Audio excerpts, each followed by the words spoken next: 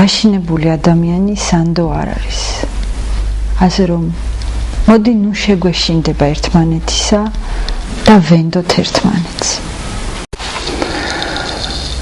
По моему глубокому убеждению, милосердие и доброта, разум спасут мир.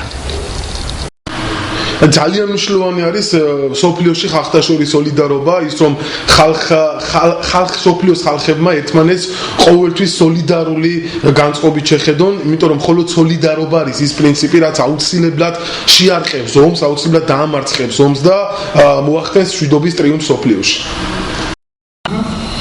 მშვიდობა საზოგადოების სოციალური, ტექნოლოგიური და ჰუმანური განვითარების უმნიშვნელოვანესი საწინდარია. ჩვენ ყველანი ადამიანები ვართ. მიეცემ მშვიდობას შანსი.